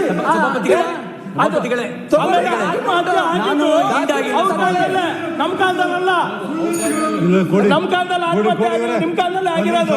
ಕೊಡಿ ಸಭಾನಾಯಕರೇ, ಈ ತರ ಸದನ ನಡೆಸೋದಿಲ್ಲ. ಬೇಕಾದಾಗ ಮಂತ್ರಿಗಳಿದ್ದಂಥವ್ರು ನೀವು ಬೇಕಾದಾಗ ಎದ್ರ ಮತ್ತೆ ಏನಿದೆ ಮತ್ತೆ ನಾ ಕೊಡ್ಬೇಕು ಇಲ್ಲಿ ಕುತ್ಕೊಂಡು ನಾವು ಹೇಳಿ ಏನು ಬೇಕಾದ ಹೇಳಿ ಸುಳ್ಳು ಹೇಳಿ ಸತ್ಯ ಹೇಳಿ ನಿಮಗೆ ಅನಿಸಿ ನಾನು ಕೊಡಿ, ಅದನ್ನ ನಾನು ಸರಿ ಇಲ್ಲ ಅಂತ ಅನ್ಪಾಲನೆ ಒಂದು ನಿಮಿಷ ರೀ ತೆಗೆದಾಕ್ತೀನಿ. ಎಲ್ಲರೂ ಇದು ಮಾತಾಡಿ ಸದನ ಅಂತಾರೆ ಏನಂತಾರೆ ಇದಕ್ಕೆ ಪೇಪರ್ ಓದಿರಲಿಲ್ಲ ದಿವಸ ಇದನ್ನ ಹೇಳ್ತೀನಿ, ಮತ್ತೆ ಇಲ್ಲಿ ಇದನ್ನ ಶಂಕ ಹೊಡಿಬೇಕು. ನಾನು ಏನಿಲ್ಲ ನಾ ಹೇಳ್ತೀನಿ ನೋಡಿ, ನಾವು ಒಪ್ಪುದಿಲ್ಲ. ಇಲ್ಲ ನಾನು ಹೇಳಕತ್ತೀನಿ ನಿಮಗೆ, ನೋಡಿ ಎದ್ದು ಮಾತಾಡಿ ನಾವು ಒಪ್ಪುದಿಲ್ಲ. ನಾನು ಕೊಡ್ರಿ ದೊಡ್ಡ ಶೆಣೆಗಿನ ಮಾತಾಡ್ರಿ. ಸಭಾಪತಿಗಳೇ, ರೈತರು ಕೊಟ್ಟ ಮನವಿಯನ್ನ ಓದ್ದೆ. ಅವ್ರು ನನಗೊಂದು ದಾಖಲೆನೂ ಕೊಟ್ಟಿದ್ದಾರೆ. 64ರಲ್ಲಿ ಮುಂದೋಗಿ ಬಾಂಡ್ ಪೇಪರ್ನು ಕೊಟ್ಟಿದ್ದಾರೆ. 2015 ಅವರಿಗೆ ಅವ್ರ ಹೆಸರಿನಲ್ಲಿ ಪಾಣಿ ಅವ್ರ ಹೆಸರಲ್ಲಿ ಇದ್ದಿದ್ದು 15 ನಂತರ ಅದು ವಕ್ಫ್ ಬೋರ್ಡ್ ಆಗಿ ಬದಲಾಗಿದ್ದನ್ನ ಕೊಟ್ಟಿದ್ದಾರೆ. ಅವ್ರು ಕೊಟ್ಟ ದೂರನ್ನ ನಾನು ಹೇಳಿದೆ, ಅವ್ರು ನೋಟಿಸು ಕೊಡದೆ ವಕ್ಫ್ ಬೋರ್ಡ್ ಆಗಿ ಬದಲಾಯಿಸಿದ್ದಾರೆ ಅಂತಕ್ಕಂಥ ಮಾತನ್ನು ಅವ್ರು ಹೇಳಿದರು. ನಮಗೊಂದು ನೋಟಿಸು ಕೊಡಲಿಲ್ಲ. ಹಾಗಾದರೆ 64 ಖರೀದಿಯಾದ ಜಮೀನು 2015ರಲ್ಲಿ ಏಕಾಏಕಿ ವಕ್ಫ್ ಬೋರ್ಡ್ ಆಗಿ ಬದಲಾಗೋದಕ್ಕೆ ಯಾವ ಕಾಯ್ದೆ ಅವರಿಗೆ ಅಧಿಕಾರ ಕೊಡ್ತು? ಯಾವ ಕಾಯ್ದೆ ಅವರಿಗೆ ಆ ರೀತಿ ಅಧಿಕಾರ ಕೊಡ್ತು? ಈಗ ನಮಗೂ ಅಣ್ಣ ತಮ್ಮದಿರ ನಡುವೆ ಸಿವಿಲ್ ಡಿಸ್ಪ್ಯೂಟ್ ಆದರೂ ಕೂಡ ನ್ಯಾಯಾಲಯ ತೀರ್ಪು ಕೊಡುತ್ತೆ ಯಾರ್ದು ಆಸ್ತಿ ಅಂತೇಳಿ. ಹಾಗೆ ಇಲ್ಲಿ ತೀರ್ಪು ಕೊಟ್ಟಿದ್ಯಾರು? ಇಲ್ಲಿ ರೈತನ ಆಸ್ತಿಯನ್ನು, ಆ ಚೆನ್ನಪ್ಪ ಬಾಳೆಕಾಯಿಗೆ ಸೇರಿದಂಥ ರೈತರ ಆಸ್ತಿಯನ್ನು 15ನೇ ಇಸ್ವಿನಲ್ಲಿ ಏಕಾಏಕಿ ವಕ್ಫ್ ಬೋರ್ಡ್ ಅಂತ ಬದಲಾಯಿಸುವ ತೀರ್ಪನ್ನು ಯಾರು ಕೊಟ್ಟರು? ವೆರಿಫೈ ಮಾಡಿ. ಅಂದರೆ ಇದು ಈ ಪರಮಾಧಿಕಾರ ಅಪರಾಧ. ಮತ್ತೆ ಮತ್ತೆ ಮತ್ತೆ ಸಭಾಧ್ಯಕ್ಷರೇ, ಇದ್ರ ಜೊತೆಗೆ ನಾವು ಧಾರವಾಡ ಜಿಲ್ಲೆ ಮಿಶ್ರೀಕೋಟೆಗೆ ಹೋಗಿದ್ದೆ, ಅಲ್ಲೂ ಅದೇ ಕತೆ. ಅದೇ ಥರ ಮೈಸೂರಿನಲ್ಲಿ ಮುನೇಶ್ವರ ನಗರಕ್ಕೆ ಹೋಗಿದ್ವಿ. ಮುನೇಶ್ವರ ನಗರದಲ್ಲೇ ಹೆಸರು ಮುನೇಶ್ವರ ನಗರ, ಒಂದೇ ಒಂದು ಮುಸಲ್ಮಾನ್ ಮನೆ ಇಲ್ಲ ಮುನೇಶ್ವರ ನಗರದಲ್ಲಿ. ಅಲ್ಲಿ ಬಸವಣ್ಣ ಅವರ ಮಾತೆ ಮಹಾದೇವಿಯವರ ಒಂದು ಶಾಖಾ ಮಠ ಇದೆ. ಅಲ್ಲಿ ಚಾಮುಂಡೇಶ್ವರಿಯ ಪಾದುಕೆಗಳಿದ್ದಾವೆ, ರಾಮನ ದೇವಸ್ಥಾನ ಇದೆ, 100ಕ್ಕೂ ಹೆಚ್ಚು ಮನೆಗಳಿದ್ದಾವೆ. ಬಹುತೇಕ ಮನೆಗಳು ಮಾನ್ಯ ಸಿದ್ದರಾಮಯ್ಯನವರ ಸಮುದಾಯಕ್ಕೆ ಸೇರಿದಂಥ ಮನೆಗಳು. ಅಲ್ಲಿ ಇಡೀ 110 ಮನೆ, ಅವ್ರು ಹೇಳ್ತಾರೆ 70 ವರ್ಷದಿಂದ ಇದ್ದೀವಿ 80 ವರ್ಷದಿಂದ ಇದ್ದೀವಿ ಅಂತ ಹೇಳ್ತಾರೆ. ಅವರಷ್ಟು ಜನರಿಗೆ ವಕ್ಫ್ ಬೋರ್ಡಿಂದ ನೋಟಿಸ್ ಬಂದಿದೆ. ವಕ್ಫ್ ಟ್ರಿಬ್ಯುನಲ್ಗೆ ಅವ್ರನ್ನ ಕರೆದಿದ್ದಾರೆ. ಅಲ್ಲಿ ಹೇಳಿದ್ದಾರೆ, ಒಂದು ಕೆಲಸ ಮಾಡೋಣ, ನೀವೆಲ್ಲ 60-70 ವರ್ಷದಿಂದ ಇದ್ದೀರಿ ಅಂತ ಗೊತ್ತು, ನಾವು ನಿಮ್ಮನ್ನು ಯಾರನ್ನೂ ಖಾಲಿ ಮಾಡಿಸಲ್ಲ ಅಂತ ಹೇಳಿ ಒಂದು ಕೆಲಸ ಮಾಡಿ, ನೀವು ಒಂದು ಒಪ್ಪಂದ ಮಾಡ್ಕೊಳ್ಳೋಣ, 30 ವರ್ಷಕ್ಕೊಂದು ಲೀಸ್ ಹಾಕೊಂಡ್ಬಿಡಿ, ನಾಮಿನಲ್ ಬಾಡಿಗೆ ಫಿಕ್ಸ್ ಮಾಡ್ತೀವಿ ನಿಮಗೆ, 30 ವರ್ಷಕ್ಕೆ ಒಂದು ಲೀಸ್ ಹಾಕೊಂಡ್ಬಿಡಿ ಅಂತ ಹೇಳಿದ್ದಾರೆ. ಅಂದರೆ 70 ವರ್ಷದಿಂದ ಮನೆ ಕಟ್ಕೊಂಡು ವಾಸ ಆಗಿರೋರನ್ನ ವಕ್ಫ್ ಬೋರ್ಡ್ ಅಂಥೇಳಿ ಕೊಟ್ಟು ಕಾಜಿ ನ್ಯಾಯ ಮಾಡೋದಕ್ಕೆ ಇವರಿಗೆ ಈ ಪರಮಾಧಿಕಾರ ಎಲ್ಲಿಂದ ಬಂತು? ಅವರಿಗೆ ಲೀಸ್ ಹಾಕೊಂಡ ತಕ್ಷಣವೇ ಅವರು ಒಪ್ಪಿಗೆ ಸೂಚಿಸ್ದಂಗೆ ಆಯ್ತು 70 ವರ್ಷದ್ದು. ಈ ಒಂದು ಪರಮಾಧಿಕಾರ ಕೊಟ್ಟಿದ್ದು ಅನ್ಕಾನ್ಸ್ಟಿಟ್ಯೂಷನಲ್ ಅಂತ ನಾವು ಹೇಳ್ತಾ ಇರೋದು. ನೀವು ದಾನದ ಆಸ್ತಿ ನಿರ್ವಹಣೆ ಅಪರಾಧ ಅಲ್ಲ, ದಾನದ ಆಸ್ತಿ ನಿರ್ವಹಣೆ ಅಪರಾಧ ಅಲ್ಲ. ಇದನ್ನ ಈಗ ಏನಾಗಿದೆ ಸಭಾಪತಿಗಳೇ, ಈಗ ಸನ್ಮಾನ್ಯ ಒಬ್ಬರು ಸಚಿವರು, ಹೆಸರು ಹೇಳ್ಬೋದೋ ಇಲ್ಲೋ ಗೊತ್ತಿಲ್ಲ ನನಗೆ, ವಕ್ಫ್ ಅದಾಲತ್ ಮಾಡಿದ್ರು. ವಕ್ಫ್ ಅದಾಲತ್ನ ಸಂವಿಧಾನದ ಯಾವ ವಿಧಿಯ ಅಡಿಯಲ್ಲಿ ಮಾಡಿದ್ರು? ಆ ವಫ್ಕ್ ಅದಾಲತನ್ನ ಮಾಡುವಂತ ಅಧಿಕಾರ ಮತ್ತು ಅಲ್ಲಿಂದ ಡೈರೆಕ್ಷನ್ ಕೊಡೋದಕ್ಕೆ ಈ ಸಂವಿಧಾನದ ಯಾವ ವಿಧಿ ಅವರಿಗೆ ಅನುಮತಿ ಕೊಡ್ತು? ಅವರೇನು ಅರೆ ನ್ಯಾಯಾಲಯವಾ ಆದೇಶ ಕೊಡೋದಕ್ಕೆ? ಯಾರವರು? ಅಧಿಕಾರ ಇರೋದು ಓನ್ಲಿ 11 ಮಂತ್ಸ್ ಸರ್. ಸರ್ಕಾರಕ್ಕೆ 30 ಇಯರ್ಸ್ ಲೀಸ್ ಕೊಡ್ಲಿಕ್ಕೆ ಅಧಿಕಾರ ಇರೋದು. ವಕ್ಫ್ ಬೋರ್ಡ್ ನನಗೆ ಪದೇ ಪದೇ ಇವರು ಮಧ್ಯ ಮಾತಾಡ್ತಾ ಇದ್ದಾರೆ. ಸಭಾಪತಿಗಳೇ, ಈಗ ಸಭಾಪತಿಗಳೇ, ಇಲ್ಲಿಂದ ಮುಂದುವರೆದು ಒಂದು ಟಿವಿ ಡಿಬೇಟ್ನಲ್ಲಿ ಒಬ್ಬರು ಮಾಜಿ ವಕ್ಫ್ ಬೋರ್ಡ್ ಅಧ್ಯಕ್ಷರು ಹೇಳಿಕೆ ನಾನು ಗಮನಿಸಿದೆ. ಅವ್ರು ಹೇಳಿದ್ದಾರೆ, ವಿಧಾನಸೌಧ ಆಲ್ಸೋ ವಕ್ಫ್ ಪ್ರಾಪರ್ಟಿ, ವಿ ವಾಂಟ್ ಕ್ಲೈಮ್. ಅವ್ರು ಹೇಳಿದ ಮಾತು ಯಾವುದು? ಬೆಂಗಳೂರಿನ ವಿಧಾನಸೌಧ ಅದು ನಮ್ಮ ವಕ್ಫ್ ಪ್ರಾಪರ್ಟಿ. ಒಬ್ಬ ಮಾಜಿ, ನಾನಿಲ್ಲಿ ಹೆಸರು ಹೇಳಕ್ಕೆ ಬರಲ್ಲ, ನಾನು ಹೆಸರಿಗೆ, ಯಾಕೆಂದ್ರೆ ಯಾರು ಎಲ್ಲರ ಹಣೆ ಬರ ಒಂದೇ ರೀ. ಬಿಜೆಪಿ ಕಾರ್ಯದಲ್ಲಿ ಮಾಡಿದವ್ರು ಹಣೆ ಬರೋದು ನಿಮ್ಮ ಹಣೆ ಬರೋದೇ, ಸುತ್ತಲೂ ಹೋಗಲ್ಲ. ಒಂದ್ ನಿಮಿಷ ರವಿ, ಸಿಟಿ ರವಿ, ಈಗ ತಡ್ರಿ, ಈಗ ಅವ್ರ ಹಂಗ್ ಮಾತಾಡಿ ಇವ್ರ ಹಂಗ್ ಮಾತಾಡಿ ಬೇಡ. ನೀವೇನ್ ಮಾತಾಡ್ತೀರಿ ಮಾತಾಡಿ, ಅಂದ್ರೆ ಆಯ್ತು, ಅದನ್ನ ಹೇಳುದು ಬೇಡ, ನಿಮ್ಮದೇ ಹೇಳಿ. ಈಗ ಒಬ್ರು ಸಂಸದರು ದೆಹಲಿನಲ್ಲಿ ಒಂದು ಹೇಳಿಕೆ ಕೊಟ್ಟರು, ಪಾರ್ಲಿಮೆಂಟ್ ಆಲ್ಸೋ ವಕ್ಫ್ ಪ್ರಾಪರ್ಟಿ ಅಂತ ಹೇಳಿಕೆ ಕೊಟ್ಟರು. ಆಯ್ತು,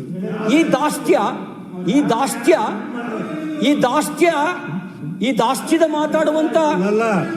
ಒಂದ್ ನಿಮಿಷ, ಅವ್ರು ಹೇಳಿದ್ರೆ ಅವ್ರು ಆಸ್ತಿ ಆಗ್ತದೆ, ಅವ್ರಿಗೆ ಬೇಕಾದ ಹೇಳ್ತಾರೆ, ಅವ್ನು ತಗೊಂಡು ಏನ್ ಮಾಡುದು? ಈಗ ಈ ದಾಸ್ತ್ಯ ಮತ್ತು ಈ ದಾಸ್ತ್ಯದ ಮಾತಾಡುವಂತ ಅಧಿಕಾರ ಬಂದಿದ್ದು 95ರ ವಕ್ಫ್ ಕಾಯ್ದೆ ಕಾರಣದಿಂದ, 2013ರಲ್ಲಿ ಕೊಟ್ಟಂತ ಹೆಚ್ಚಿನ ಅಧಿಕಾರದ ಕಾರಣದಿಂದ, ಅದಕ್ಕೆ ಅದು ಆ ಕಾರಣದಿಂದಾಗಿ ಇವತ್ತು ರೈತರ ಆಸ್ತಿಯನ್ನು ನಮ್ದೇ ಅಂತ ಹೇಳ್ತಾ ಇದೆ, ಸ್ಮಶಾನನೂ ನಮ್ದು ಅಂತ ಹೇಳ್ತಿದ್ದಾರೆ, ದೇವಾಲಯನೂ ನಮ್ದು ಅಂತ ಹೇಳ್ತಿದ್ದಾರೆ, ದಲಿತರು ಕಟ್ಕೊಂಡಿರೋ ಮನೆಯನ್ನು ನಮ್ದು ಅಂತ ಹೇಳ್ತಿದ್ದಾರೆ, ಆಸ್ಪತ್ರೆಯನ್ನು ನಮ್ದು ಅಂತ ಹೇಳ್ತಿದ್ದಾರೆ. ಇಷ್ಟು ಮಾತ್ರ ಅಲ್ಲ, ಚರ್ಚನ್ನು ನಮ್ದು ಅಂತಿದ್ದಾರೆ,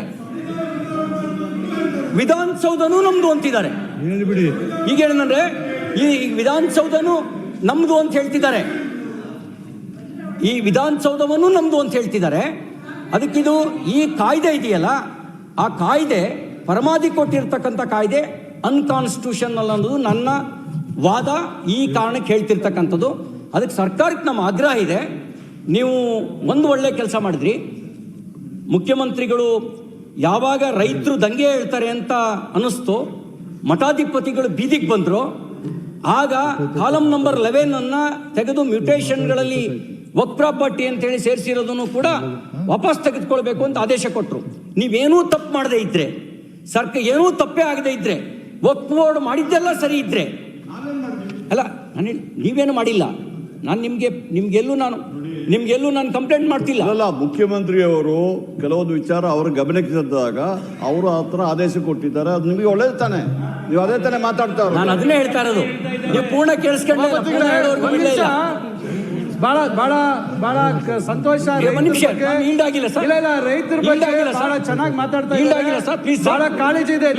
ಮಾಹಿತಿ ಕೊಡ್ತೀನಿ, ನೀವು ಆಮೇಲೆ ಸರ್ಕಾರ ಉತ್ತರ ಕೊಡೋ ಟೈಮಲ್ಲಿ ಉತ್ತರ ಕೊಡಿ. ನಾನು ಈಡಾಗಿಲ್ಲ ಸಭಾಪತಿಗಳೇ, ಈಡಾಗಿಲ್ಲ. ಇವ್ರ ಚಿಂತಾಮಣಿನಲ್ಲಿ ರೈತರ ಜಮೀನನ್ನ 70 ವರ್ಷ ಹೊಡ್ಕೊಂಡ್ರೆ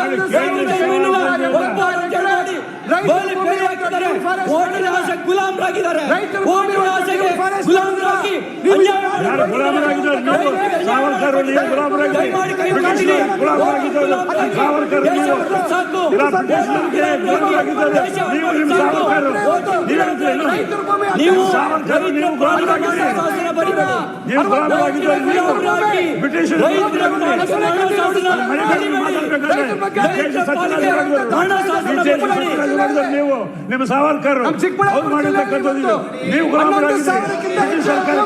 ನಿಮ್ಮ ಸಾವರ್ಕರ್ ನೀವು ಹೆಂಗ್ ಮಾಡಿದ್ರೆ ನೀವು ರೈತರ ಬಗ್ಗೆ ಇವತ್ತಿಷ್ಟು ಫಾರೆಸ್ಟ್ ಡೀಮ್ಡ್ ಫಾರೆಸ್ಟ್ ಮಾಡಿದಿರಲ್ಲ, ಏನು ಪರಿಹಾರ ಹೇಳಿ ದಯವಿಟ್ಟು.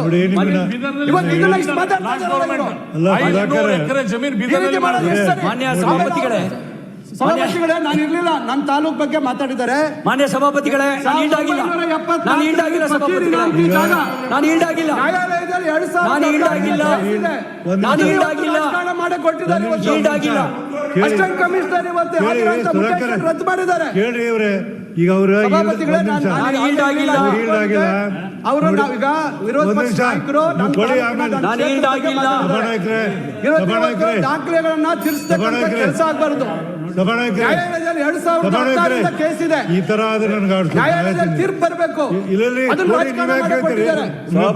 ಮಾನ್ಯ ಸಭಾಪತಿಗಳೇ, ಈಡಾಗಿಲ್ಲ.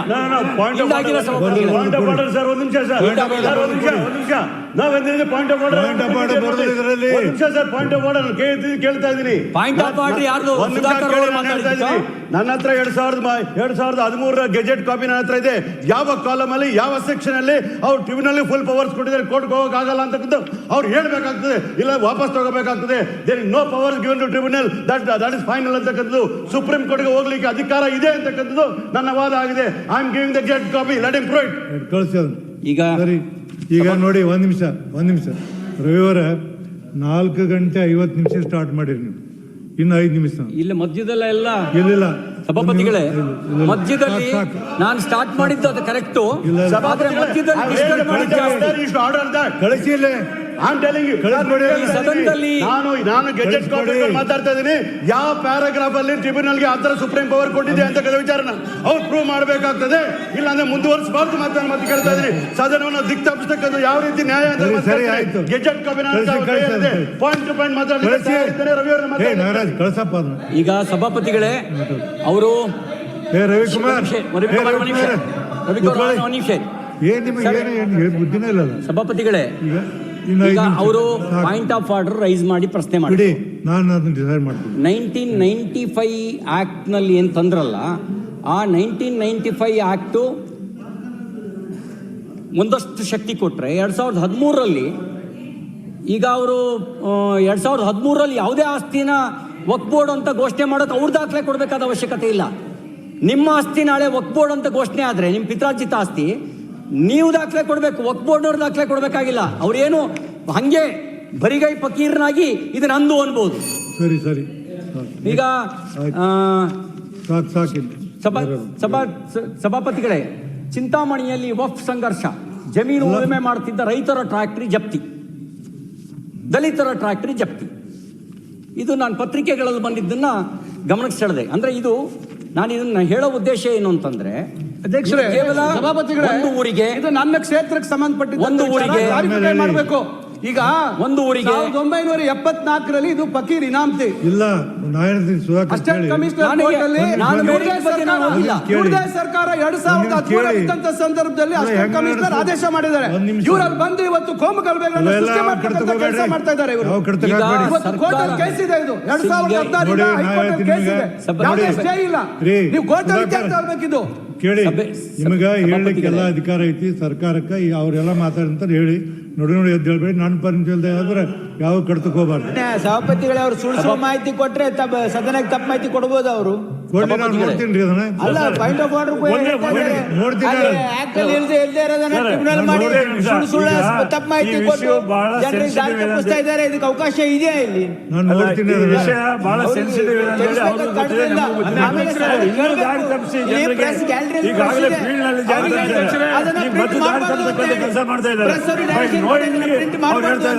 ಅವ್ರಿಗೆ ಇಂಟೆನ್ಷನಲಿ ಮಾಡ್ತಾ ಇದ್ದಾರೆ ಅವರು. ಹೌದು,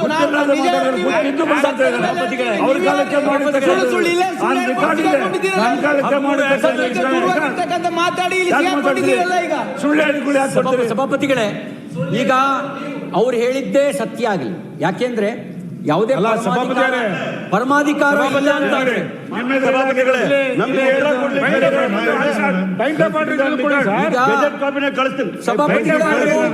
ವಿಘ್ನ ಸಂತೋಷಿಗಳಿದ್ದಾರೆ. ಈ ಸಭೆ ನಡೀಬಾರ್ದು ಅನ್ನೋ ದುರುದ್ದೇಶ ಇದೆ. ಸತ್ಯವನ್ನು ಅರಗಿಸ್ಕೊಳಕ್ಕಾಗದೆ ಇರುವಂತ ಅಸಹಾಯಕತೆ ಕಾಡ್ತಾ ಇದೆ. ಅದಕ್ಕಾಗಿ ಅವರು ಸತ್ಯ ಹೇಳೋದನ್ನ ಬಾಯಿ ಮುಚ್ಚಿಸ್ಬೇಕು ಅಂತ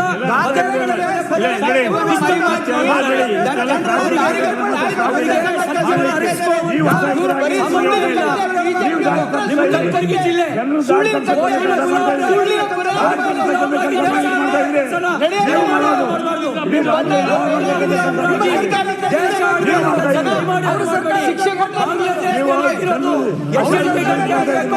ಪಾಕಿಸ್ತಾನದಲ್ಲಿ ಆಗ್ತಿರೋದು ಎಚ್ಚರಿಕೆ ಗಂಟೆ ಆಗಬೇಕು. ನಾಳೆ ಅವ್ರು ಕಾಂಗ್ರೆಸ್ ಅಂತ ನೋಡಲ್ಲ, ಬಿಜೆಪಿ ಅಂತ ನೋಡಲ್ಲ. ತೋರಿಕೆ ಮಾತು. ಈಗ 2013 ಆಯ್ತು, ಈಗ 10 ವರ್ಷ ಈಗ ಅವ್ರು ನೀವು ಚೇಂಜ್ ಮಾಡಿ